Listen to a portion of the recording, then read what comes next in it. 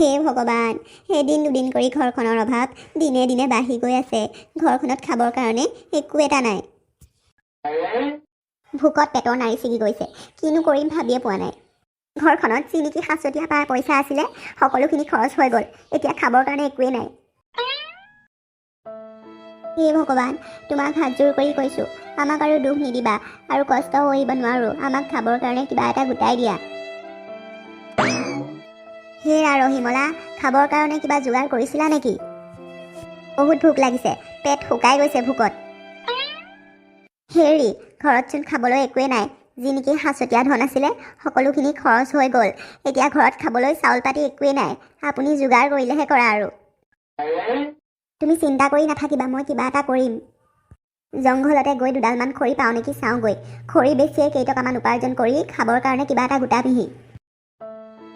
ৰহিমলা, তুমি চিন্তা কৰি নাথাকিবা আকৌ। হ'ব বাৰু, চিন্তা কৰি নাথাকোঁ, সোনকালে আহিব আপুনি। হে ভগৱান, আমাক আৰু কিমান ধৈৰ্য পৰীক্ষা নোলোৱা। মানুহজন বহুত কষ্টত আছে, চকু মেলি চাবা আৰু। জংঘলখনতচোন খৰি এডালো পাবলৈ নাই। নাই নাই, মই ঘৰলৈ খালী হাতে উভতি যাব নোৱাৰোঁ। ৰহিমলাই বহুত কষ্ট পাব। কিবা এটা কৰি হ'লেও দুডালমান খৰি গোটাব লাগিব। বচোৱা, কোনোবাই মোক বচোৱা। মোৰ ভৰিখন গাঁতত সোমাই গ'ল। কোনোবাই শুনিছানে? অঁ, এইফালে কোনোবাই চিঞৰ আগতে শুনিছোঁচোন। হয়তো কোনোবা বিপদত পৰিছে, মোক ৰক্ষা কৰিব মাতিছে। আগলৈ গৈ চাওঁগেচোন, কাৰোবাক দেখোঁ বা। ৰক্ষা কৰা, ৰক্ষা কৰা। আৰে, এইটোচোন এটা প্ৰকাণ্ড হাতী। ই গাঁতত সোমালচোন। ইয়াক মই কিবা এটা কৰি ৰক্ষা কৰিব লাগিব, ই নহ'লে মৰি যাব। এই দয়ালু বুঢ়ালোক, মোক যেনে তেনে ৰক্ষা কৰা। তুমি সহায় নকৰিলে মই ইয়াৰ পৰা কেতিয়াও ওলাব নোৱাৰোঁ। মোক সহায় কৰা দয়ালু লোক। তুমি চিন্তা নকৰিবা গজৰাজ, মই কিবা এটা উপায় উলিয়াই তোমাক ৰক্ষা কৰিম। হে গজৰাজ, তোমাৰ সুৰডাল আগলৈ কৰি দিয়া, মই তোমাক টানিবলৈ চেষ্টা কৰিম। ধন্যবাদ দয়ালু মানুহ, মোক ৰক্ষা কৰাৰ বাবে। তুমি পিছে এই গাঁতটোত কেনেকৈ সোমালা গজৰাজ? এইবোৰ বহুত কথা। মই লগৰটোৰ লগত এইফালেদি আহি আছিলোঁ আৰু সি মোক চাল কৰি এই গাঁতটোত পেলাই দিলে।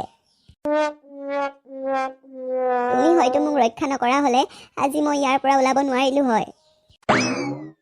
তুমি আজি মোক বহুত ডাঙৰ উপকাৰ কৰিছা। মই এই উপকাৰ কেতিয়াও পাহৰিব নোৱাৰোঁ।